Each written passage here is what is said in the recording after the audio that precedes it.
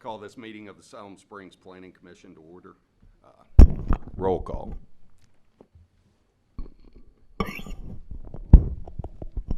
Song, Here. Montgomery, Sally, Here. McKinney, Here. Smith, Bernard, Here. Williams. Here. Could you all stand and join me in the Pledge of Allegiance? I pledge allegiance to the flag of the United States of America and to the republic for which it stands, one nation, under God, indivisible, with liberty and justice for all. Commissioners, you've received a copy of last meeting's minutes. Do we have a motion on those minutes? So moved. Second. And a second. Roll call. Montgomery, Yes. Sally, Yes. McKinney, Yes. Bernard, Yes. Williams, Yes. Song. Yes.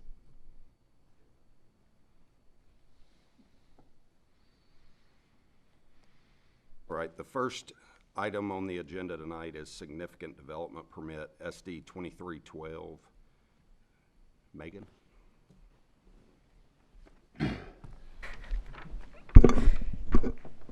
Thank you, Vice Chairman. Maegan Thomas, Planner 1. This is a significant development permit request to construct a 10,381 square foot commercial retail and bank building with an associated bank drive-through.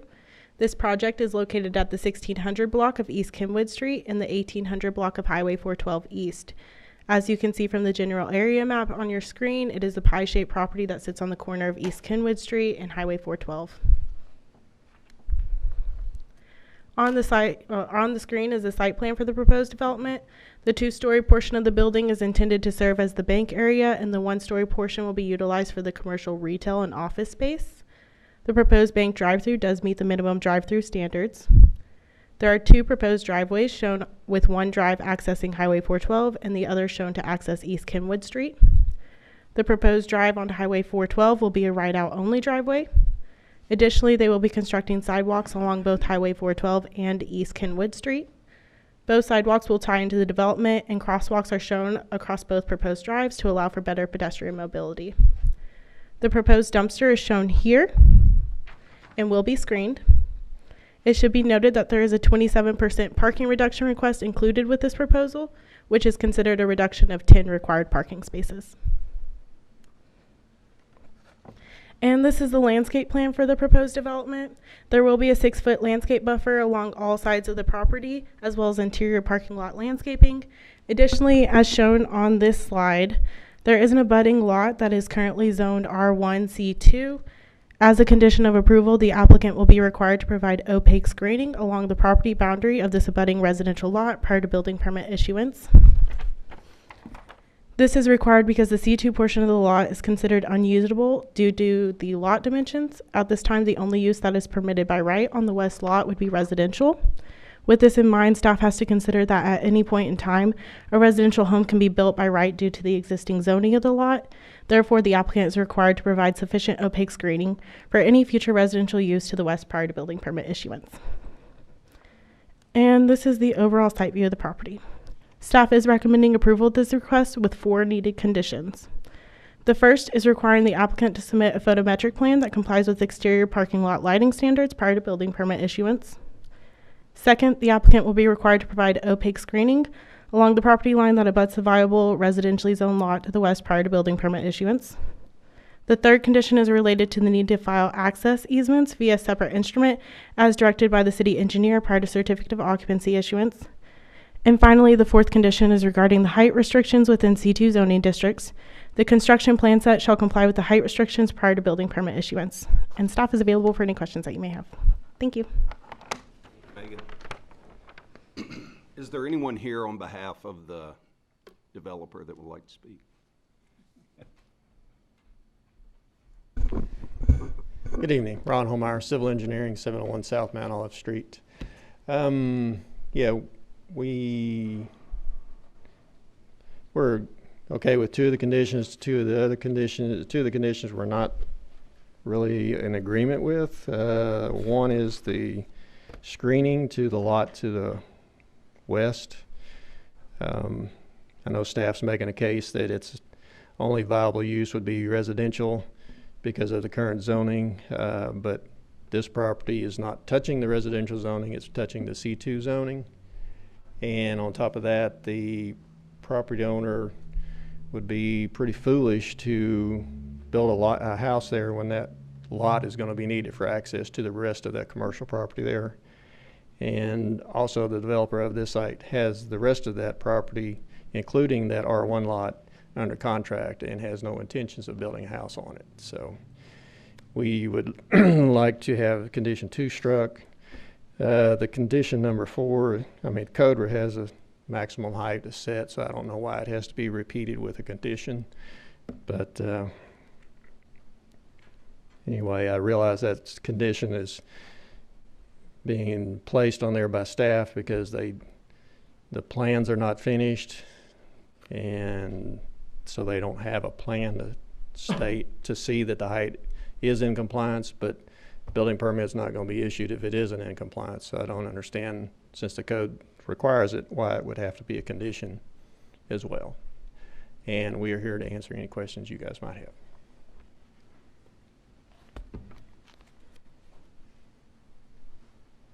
Is there anyone here from the community who would like to speak? If not, commissioners, do you have any questions? Maegan, would you care to address Ron's concern about item number 4? Why would we require that if it's in the code anyway? Yes, it's part of the review for a significant development, so staff cannot recommend approval to a significant development that does not meet the standards of the code, and therefore that's a condition of approval for it. Because currently we don't have plans showing that it does meet the height restriction, and that's why it's on your staff report as that's a condition of approval. Wouldn't we think that what would be submitted for approval would comply with code, or it wouldn't be approved? For the building permit? Correct. Yes, for the building permit. For the significant development, part of the review is the height of the building, which is why you get elevations at each meeting. But we did not get elevations with this plan, so we can't say whether it meets those standards or not. So we had to add a condition of approval because we can't recommend approval of a project that does not meet the minimum standards, and we can't say if it meets those minimum standards or not. Helps you, Ron, or not? I'm still. Maegan, can you comment on condition 2, screening? Yes, we required that they provide opaque screening along that residential lot because the lot dimensions are not sized to where it's appropriate for a C2 use. They cannot use that for commercial use at this time unless they rezone the lot. The only use by right at this moment is a residential home to be constructed on it. And so therefore we cannot just assume that it will not have a residential home because that lot could be sold at any point in time. And by right, a residential home can be constructed. So unless the lot has been rezoned or they provide opaque screening, it's not meeting the standards for abutting residential.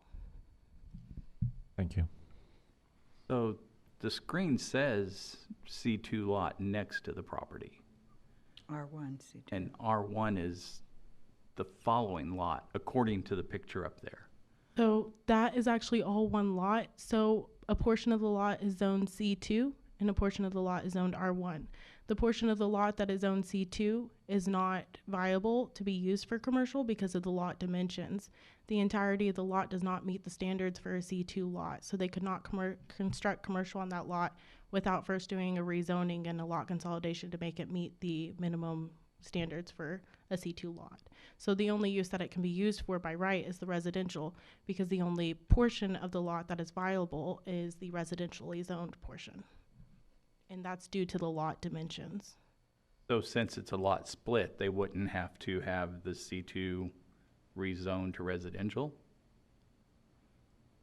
I'm sorry. You said that lot, half of it is C2 and half of it is R1. It's all one lot. So Right. So, but there's only one zoning on it right now? Two separate zonings, but it's one lot.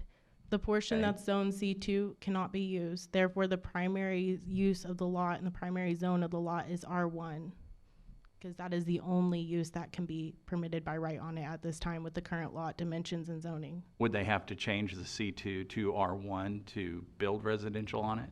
No, they can construct a residential home on that lot with the R1. And it should be noted, the trees are required regardless along that property line. We are simply asking them to change the species to be more opaque. The trees are shown on the landscape plan.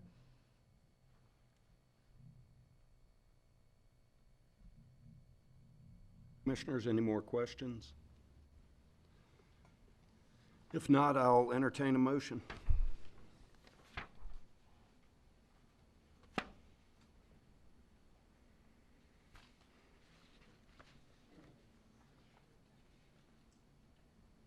I move to approve significant development SD 23-12 with the requested parking restrictions and the conditions as listed below. We have a motion. Do we have a second? Second. Motion and a second. Roll call.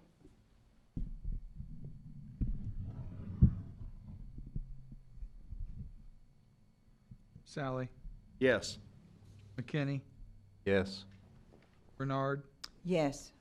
Williams, Yes. Song, Yes. Montgomery. Yes. SD 2312 will go to the board on July 5th, 2023. The next item on the agenda is significant development permit SD 2313. Mr. Rhoads.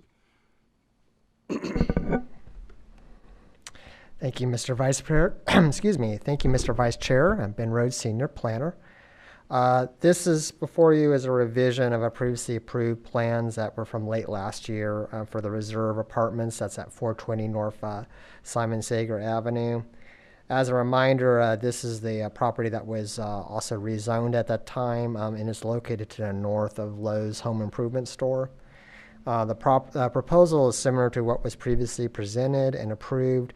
However, the total number of dwelling units has dropped by 8 units, so now they're just requesting an even 200 for the entire development. So here is the original site plan that's already been approved. The key thing to remember when looking at this site is the previously proposed work in the wetlands areas, which is generally around in here and in here. And particularly those drive accesses, as you can see, there was a drive access coming in here and then drive access going on that side. And that was the original plan. And then here is the revised, updated plan. You'll see some significant changes. The work of the project is staying clear of those wetlands, as well as the general configuration of the drive. As you notice, that drive I pointed out a second ago has gone away. There's only one way from the front part of the development to the back, which crosses that wetlands sensitive area. And as a result of that, they've reconfigured some of the buildings and alignments and such to try to stay generally clear of this area right in here, which is, as I said, is a sensitive area that they just don't want to do any paving or development in that. Here is the landscape plan. This does meet all our requirements for landscaping and pretty similar to what was already approved. And of course the elevations, these are the same. They're not changing the buildings any, they're just really doing the configurations and reduction of drives and that type of thing. And then finally, here's the property looking to the north. The staff report kept the previous condition relating to the drainage and utility easements. However, the revised plan no longer requires the second previous condition, which was related to the off-site drainage easements. That's no longer needed. So staff is recommending approval with the stated condition, and we're available for any of your questions. Thank you. Thank you, Ben. Is there anyone here on behalf of the developer who would like to speak? If you could, state your name and address. Yes, sir. Philip Lewis Engineering, and address is 23620 Interstate 30 in Bryant, Arkansas. And this is Garrett Rich, one of my engineers, primarily worked on the project. So, and I think it's pretty clear. We did revamp it because of the issues of possibly getting strung out with the wetlands and trying to mitigate those and et cetera. And I think our owner was not aware of that when the property was transacted, that wetlands did exist, and subsequently found out after we had taken it through the first time. And so we vetted that whole situation out, had a wetlands determination done by another environmental firm out of Little Rock, and that was, you could see it. It's really on the northern portion of that side. It's not on the south. So we decided the best thing would just be to avoid them, and they still were able to get 200 units off the site, and the owners felt like they could do okay on it that way. So we reduced it. Well, make it sound easy, my man here.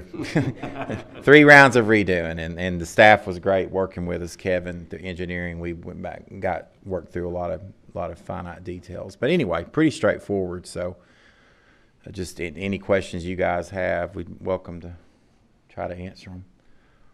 So.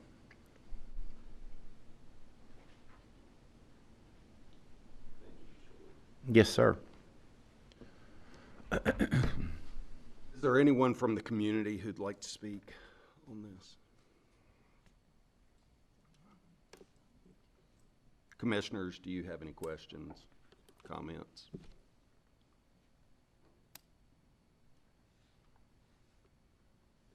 If not, we'll entertain a motion. I'd move approval SD 2313. I'll second. With We have the a motion staff and a stated second. conditions, yes. We have a motion and a second. Roll call. McKinney, Yes. Bernard, Yes. Williams, Yes. Song, Yes. Montgomery, Yes. Sally. Yes. SD 2313 passes and will go to the board on July 5th of 2023. The next item on the agenda is rezone development permit RZ 2302. Ms. Maegan. Thank you, Mr. Vice Chairman. Maegan Thomas, Planner 1. This is a rezoning request to rezone 13.59 acres located at the 2600 block of North Country Club Road from R2 residential medium to PD planned development. This is the survey of the property. The request is to rezone a portion of Lot 9 to PD. I've outlined in red the portion that will be rezoned. This request does not include the frontage along North Country Club Road there.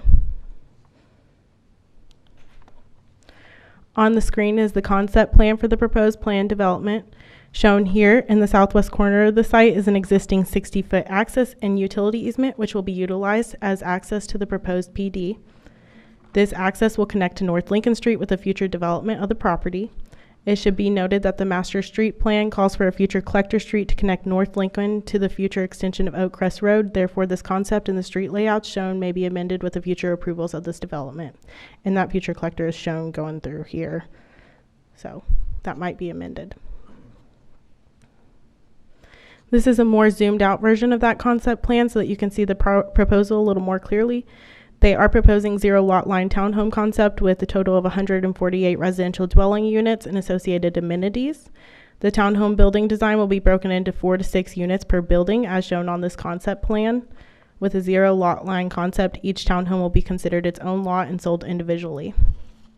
Amenities such as a playground and pickleball court will be provided towards the frontage of the lot, and that's here. And a trail is shown around the detention basin in the rear of the complex. They are also showing sidewalks throughout the entirety of the proposal, including sidewalks shown in between the buildings here in the middle of the buildings.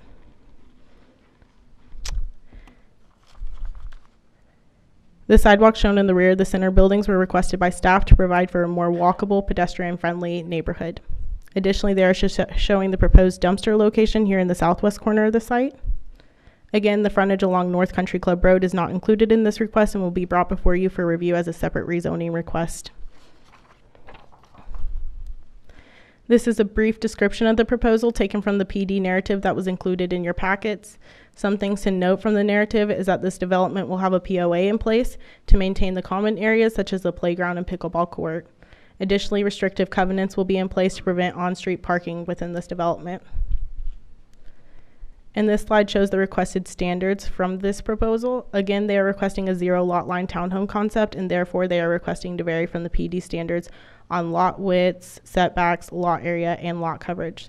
The requested standards will allow for the townhomes to be on individual lots that are sold individually. And this is the rendering that was provided in the PD narrative. The townhomes will look similar to this with varying color schemes. The future land use map is calling for neighborhoods 2 for the property. The neighborhoods 2 designation describes townhomes as very appropriate. Therefore, the concept provided is in line with the overall intent of the property. And this is the overall site view of the property. You can see the previously approved indoor park complex to the north of this site.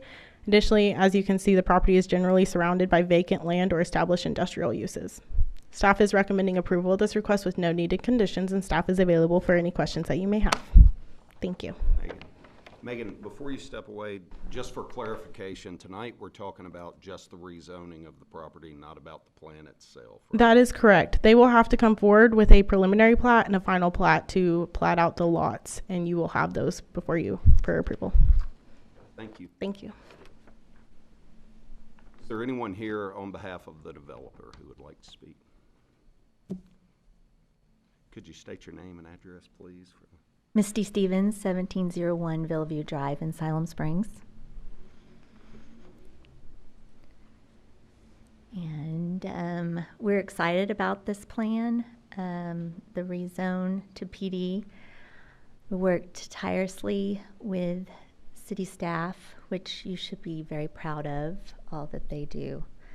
The attention to detail and just everything is incredible, and they're kind to work with, even though sometimes it gets really frustrating for those of us trying to figure out, you know, what we're supposed to do and how to make it better to where it would possibly be approvable. And I just wanted to give them kudos for all the work that they do. It's hours and hours, tireless. So, and anyway, I just wanted to let you know that they're doing a good job looking out for all of us, for our community, to present things to you that make sense and that are good for the public.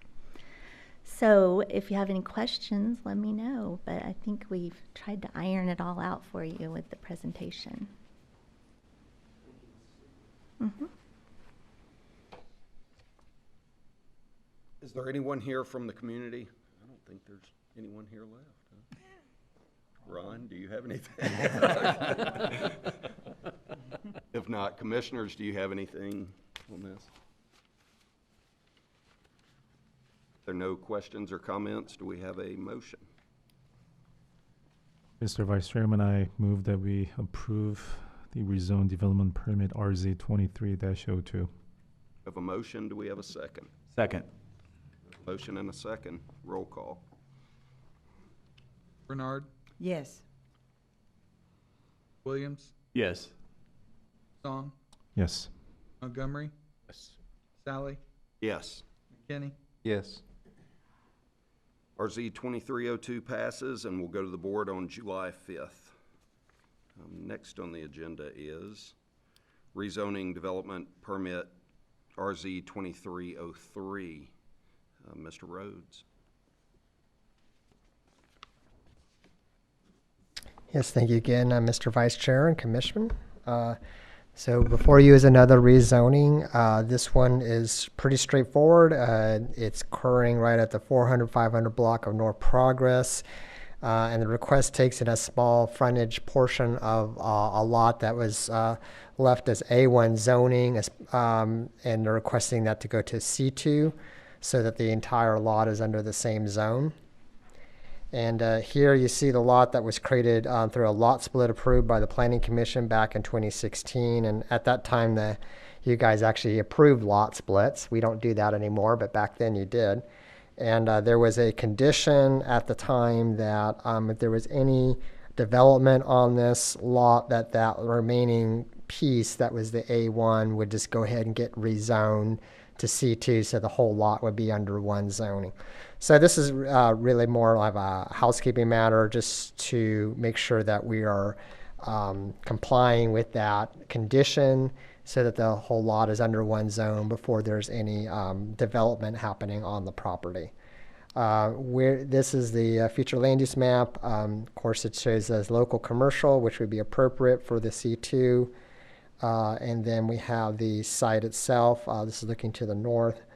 Again, it's just that little sliver of land, not going all the way back to the residence. That part's already zone C2. It's just the frontage that's going to the from A1 to C2. And so with that, we are available for any of your questions. Thank you. Is there anyone here on behalf of the developer to speak?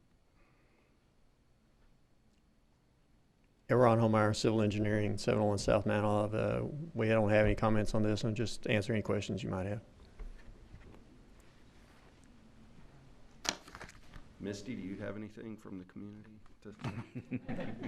If there's nothing from the community, commissioners, any of you have questions, comments? If not, do we have a motion? Mr. Vice Chairman, make a motion to approve RZ 23-03. We have a motion. Do we have a second? Second. Motion and a second. Roll call. Bernard, Yes. Song, Yes. Montgomery, Yes. Sally, Yes. Kenny, Yes. RZ 2303 passes and will go to the board on July 5th. Yes. I'm sorry. Williams, I apologize. RZ 2303 passes. sorry, I put an M for motion. I forgot to take your vote. Okay. Care if you don't have to vote for your own motion. The next item on the agenda is presentation on the annexation. Mr. Rhoads.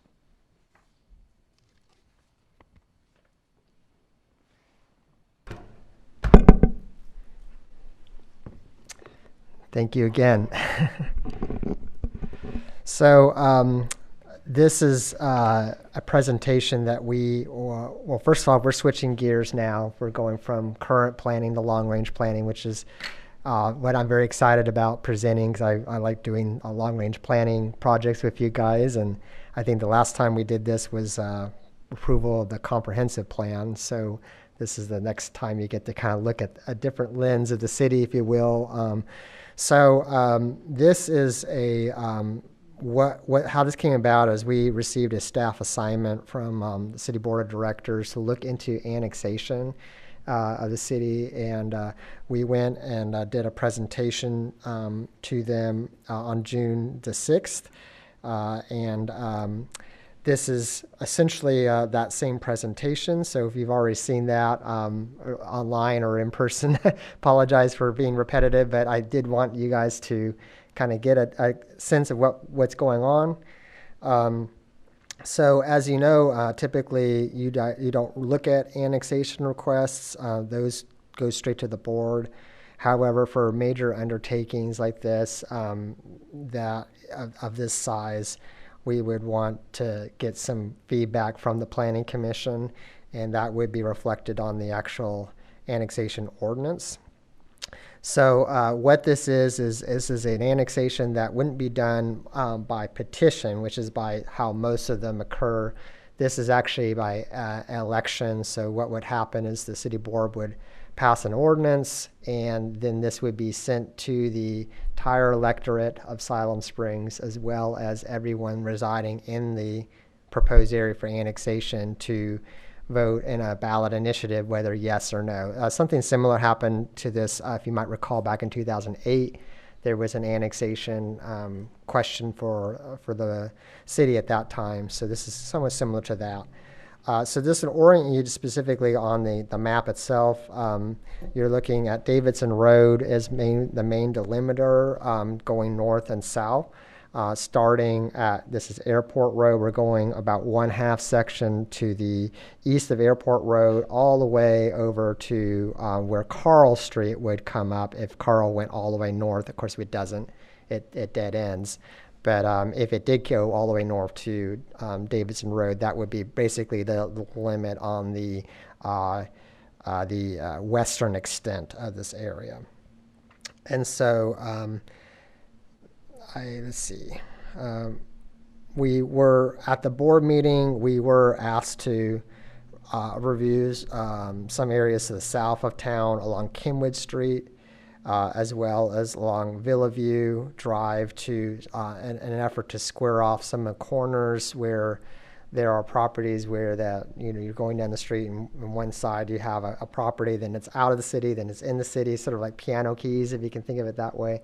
And so we are, in addition to all this area, we are also proposing additional lands that would be to the south and to the west.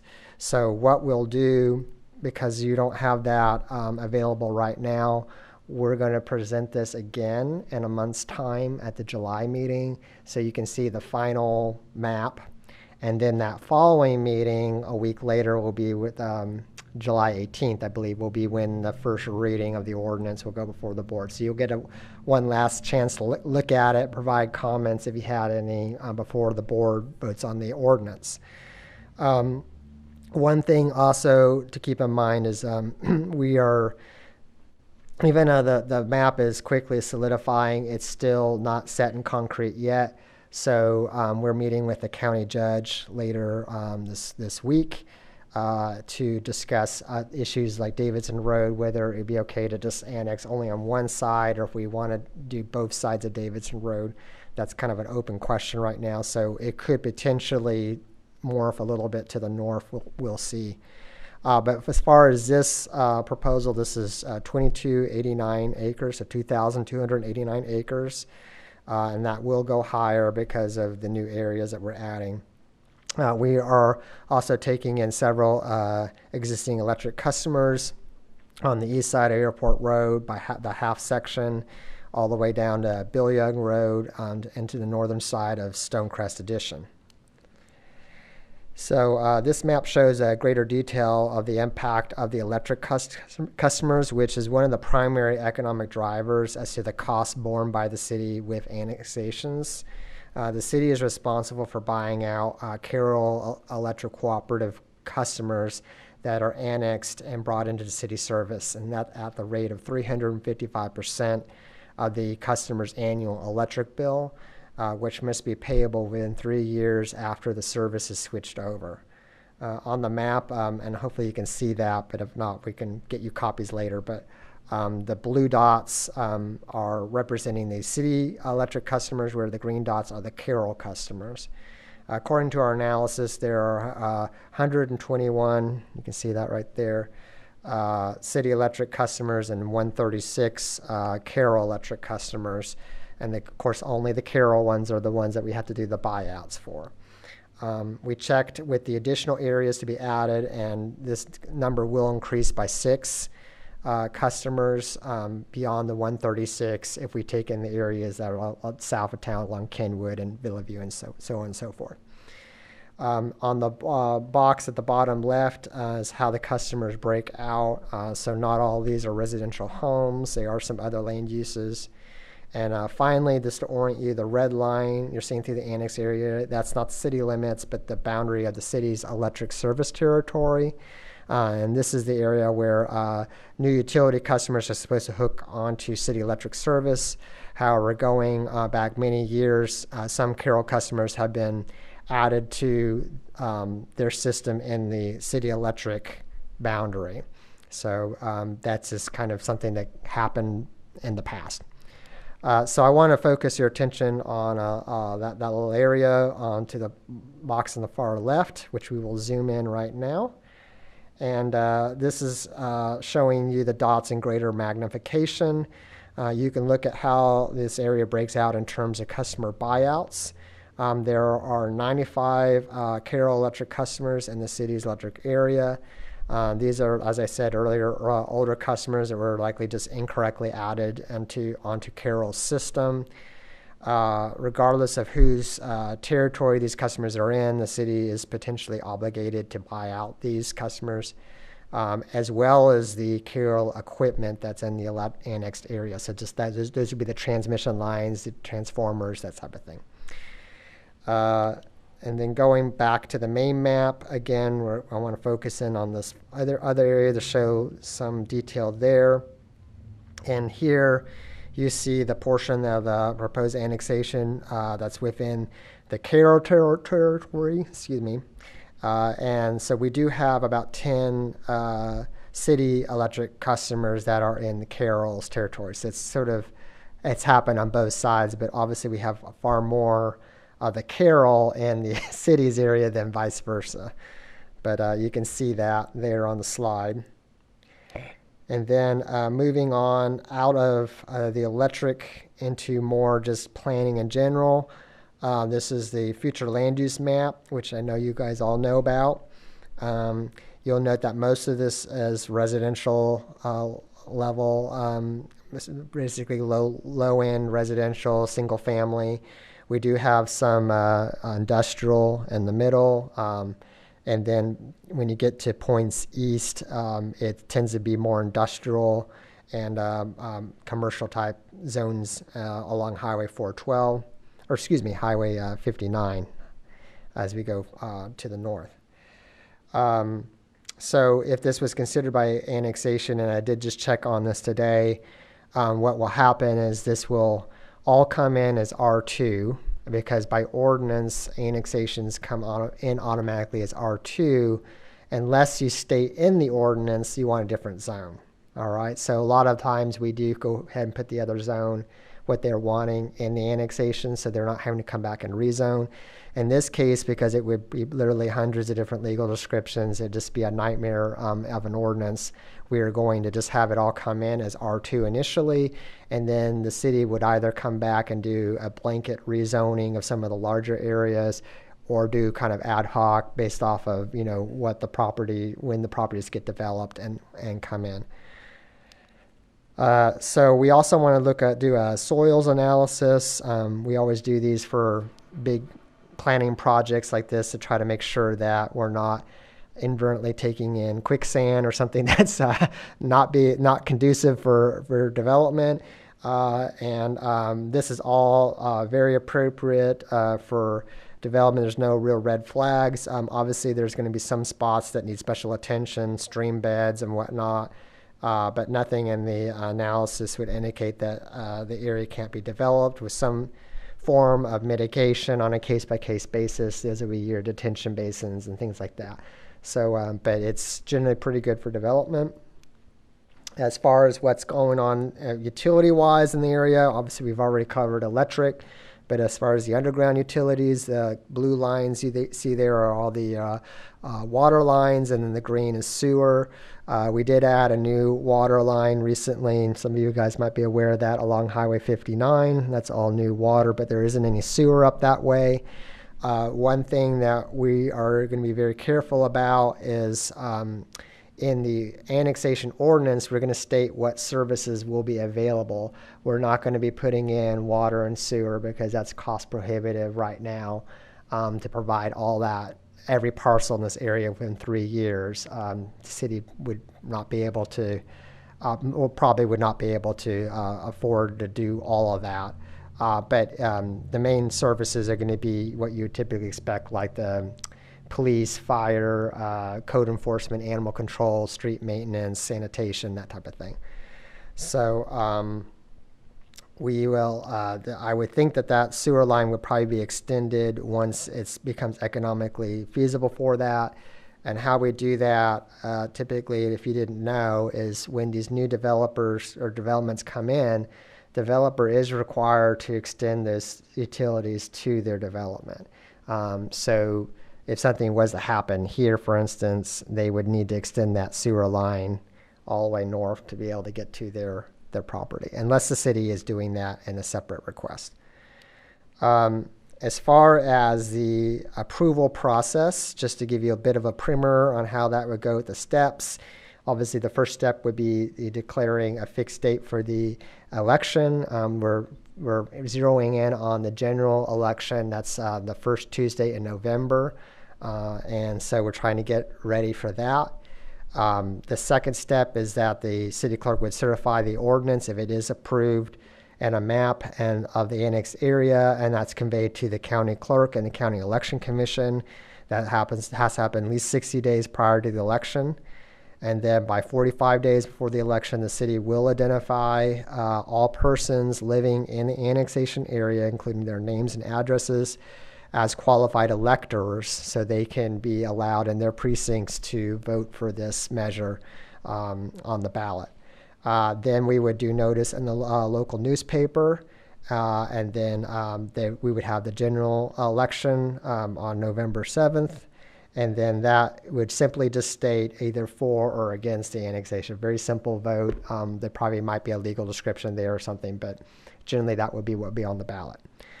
As far as our staff conclusions, and I kind of jumped the gun a little bit, but as far as the proposed services here, we have police, fire, code enforcement, animal control, sanitation, city electric, street maintenance, and that is not including water, wastewater, like I said earlier. That services will match what we were proposing in 2008 with that election petition. Water, wastewater will be extended with development. Zoning will be guided by the future master plan for the master land use plan. There are 136 Carroll customers, which actually is more than that. It's more like 143 when you add the 6 additional, but that does represent about 60% of the people being annexed. We did do a quick calculation and estimated buyout cost, taking an average electric bill of a city residential customer. It will be a little bit north of $1 million, and that is just the buyout cost. That's not the equipment. So it would be a little bit more than that when it's all said and done. If the board is going to do this, they would need to act no later than September 5th. That's the absolute latest they can do it. But we are, like I said earlier, planning to take it to the board on July 18th. It'll have to go all 3 readings. So it would be done by the time of the third reading, which would be, I believe, that second board meeting in August. So we have a little bit of a cushion room before the September deadline. And with that, I think that's all I have. I know there's a lot of information, but I'd be willing to hear any of your thoughts or feedbacks you have on the annexation, and well, I'll certainly convey that on to the city officials. So thank you. And would you mind commenting on the motivation behind this? Well, it goes back to that city board goal, but more broadly speaking, we need to look at this as an investment in the future of Siloam's future, because as we continue to grow, we need space to grow into. And so if the city didn't do anything, and those utilities did continue to expand north, which they are apt to do eventually, what you're going to start getting is leapfrog development without any zoning. And that's a concern, because now we don't really have any means to control land uses outside of some very minimal controls that we have in the subdivision regulation, but there won't be any zoning. And so that would be one of the main reasons. Also, the other reason would be, and we see this a lot, where there is development that happens and it ends up being on Carroll's system, and then we want to buy them out down the road. Well, the cost just goes up astronomically. Most of this is undeveloped rural farmland. It won't stay like that forever. And so once that all gets developed, and then we decide we want to annex them in, it's almost a little bit too late, because it just becomes cost prohibitive at that point. We saw that when we took in the Villaview subdivision. I think that was in 2004. You might remember that. But I think it took over 7 years for the city to recover the costs buying out all those customers because it was very expensive, but we did it. That's helpful, So, thank you. Yep. With the electric buyout, you're saying that you're not going to buy Carroll Electric equipment, or is it just not considered in that cost? No, it's just not considered in that cost. We don't have that figure yet from Carroll Electric. They have to come back with us. Replacing all the transformers and. Well, they're on a different voltage from what I understand, so some of those are going to have to be replaced anyway. So we don't have an electric official here, but I've quickly become an expert in in electric stuff, kind of jumping into this. But yeah, so we don't have that actual figure yet. So that's why I just want to make sure that you knew that it was going to be a little bit more than the $1 million. So. That being a huge hiccup with the national shortage on transformers at this time, do you have any idea if there's going to catch up on the demand?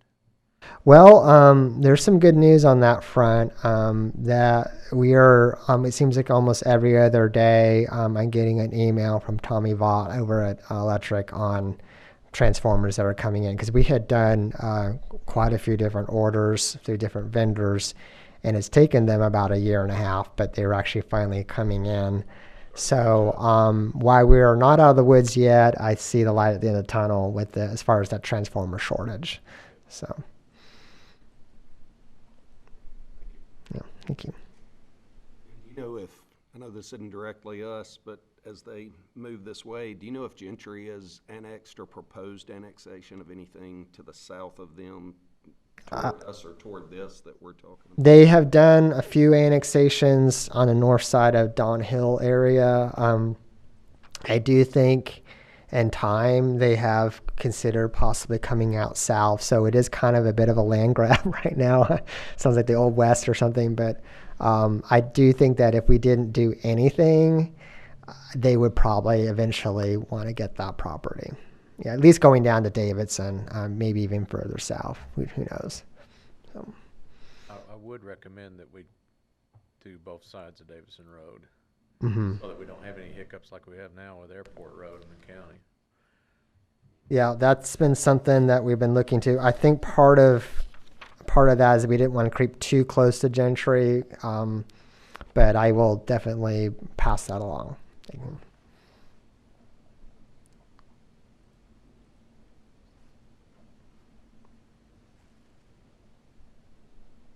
All right.